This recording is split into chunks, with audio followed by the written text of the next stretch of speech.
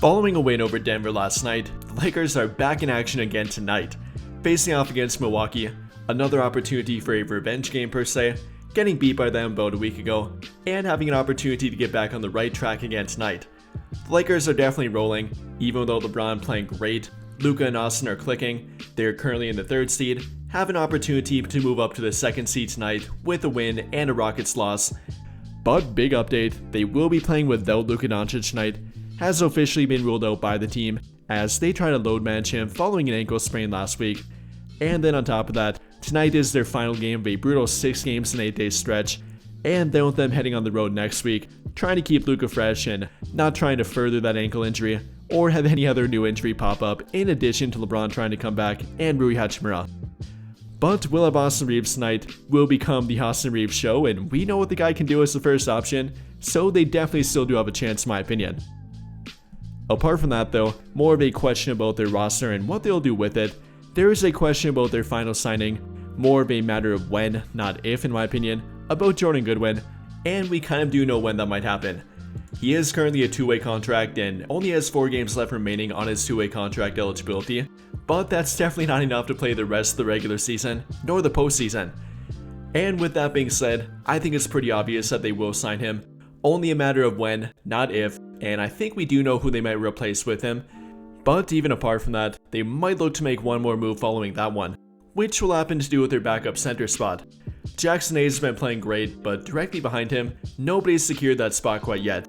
So we're going to talk about who they might replace with Jordan Goodwin, or rather who he will replace, and then if they should make another move after that one regarding their backup center spot. But before we get too far into it, let's go over our game day picks with Underdog Fantasy.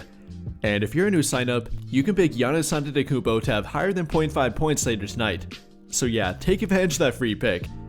But then for my picks, for pick number 1, I got Austin Reaves having higher than 24.5 points with a discounted pick, dropping it down from 31.5 points down to 24.5. And with no Luka tonight, I think that one's pretty much a lock. Then for my second pick, I got Dorian Finney-Smith having higher than 7.5 points.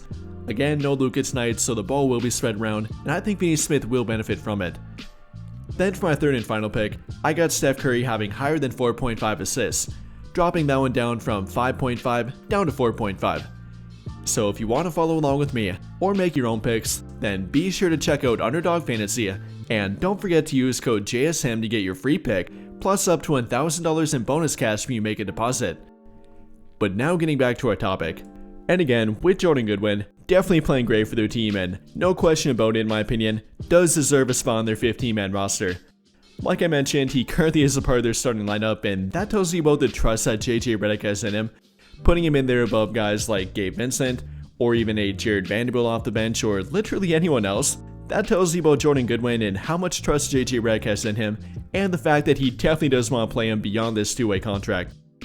Up until this point in 15 games with their team, the guy's been averaging about 7 points per game, 4 rebounds per game, and only 21 minutes per game, which is absolutely insane for a combo guard. About 1.3 steals per game, translating to over 2 of them per 36-minute average, shooting a career-high 49.4% from the field, and another career-high 41.5% from 3. And although there might be some regression there, primarily with that shooting, that's still pretty damn good, and he's shown no ill effects of playing with their team, and definitely benefiting from playing with guys like Luka Doncic and Austin Reaves. I mean, always been a good corner 3-point shooter, but now he's definitely peaking. Up until this point, shooting about 55% on corner 3-point shots, and taking about 44% of them from the corner. So yeah, definitely fitting well and definitely showing a lot of promise with their team on both ends of the court. Which in my opinion, that will lead to them waiving somebody, then to replace Jordan Goodwin with them. And like I've said before, I believe it will be Cam Reddish. Not hate or any shade thrown at Cam Reddish here, but he's simply not a part of the rotation, only has played 1 game in their past 15 games now, really telling you about the lack of trust that Redick has in him. I mean, after all, whenever Reddish tends to play about 5 to 10 games, he does tend to get hurt, so you can't really rely on him. Yes, he might have some good shooting streaks and some good defense here and there, can be helpful in some regards and some matchups, but really can't rely on him, neither in regard to production, especially offensively and 3-point shooting, and then durability, and that's why Redick has gone away from him, replacing him with Jordan Goodwin in pretty much everything but writing and contract.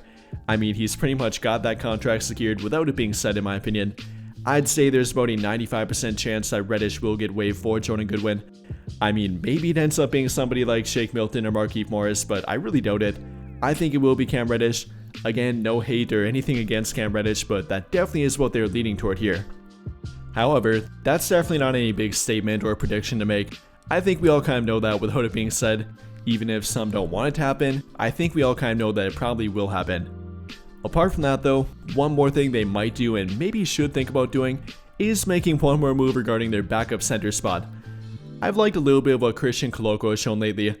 I like the fact that he's a lob threat, does give Luka Doncic a constant lob threat on the court, shuffling between Jackson Hayes and Koloko, always having a lob threat, always having a vertical threat, a good athlete, and a good rim runner at the 5 for them. But I won't say that Christian Koloko has been perfect. Definitely has fouled a bit too much, has made mistakes, hasn't been a great connecting passer on the court, and simply is showing his youth here and inexperience on the court, which might lead to Trey Jemison getting a chance again. But the fact that Trey Jemison isn't a lob threat, isn't a great offensive player, even at times will get fouled and kind of hack a shack to get put at the free throw line, and definitely is not a perfect fit for them. And the same can be obviously said about Alex Len. Definitely not a good fit, pretty much washed up at this point. They might look into finding a different option, which there are currently a few on the open market. I mean, I think the only way they don't do that is if they really have faith that Maxi Kleber will come back this season and give them production at the 5. I know we kind of forget about him and don't really think much of him. After all, he has yet to play a game for their team this season, only playing 34 in total this season, and definitely not being that durable this season or in the past few for that fact. So it's definitely up in the air right now. There was one report from Jovan Buha of The Athletic saying that the Lakers are quote-unquote optimistic that he will return before the postseason, but that's yet to be confirmed and yet to have a follow-up report about it, so it definitely is up in the air right now. I'm not sure I put a bunch of stock into that.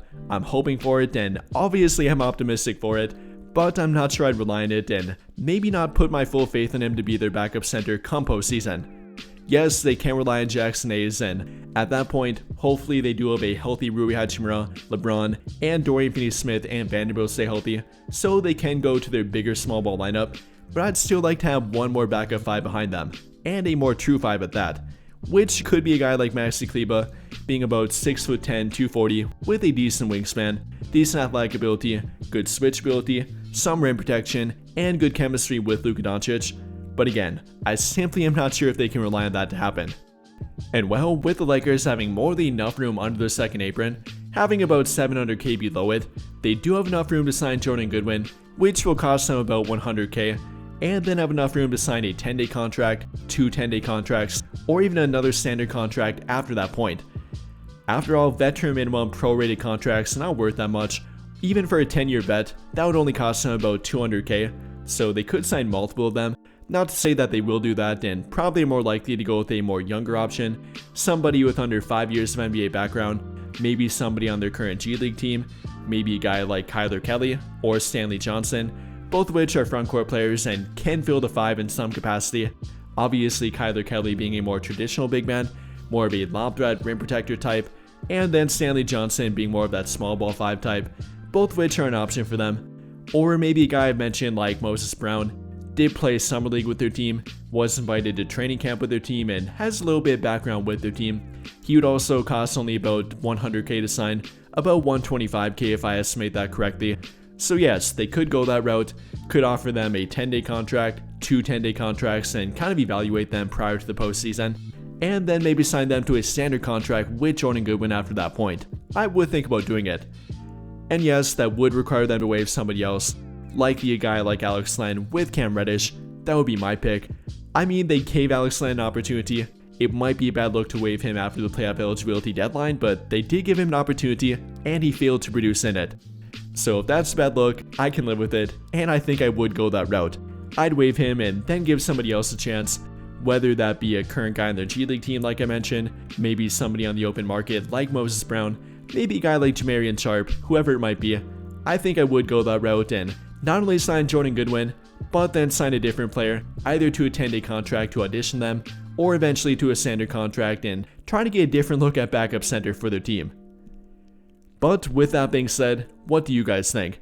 How do you feel about the Lakers' current outlook, both in regard to their record and standings, trying to get that number 2 seed, but then also both their actual roster, signing Jordan Goodwin, not only him, but maybe another player with him, and what they should do about it.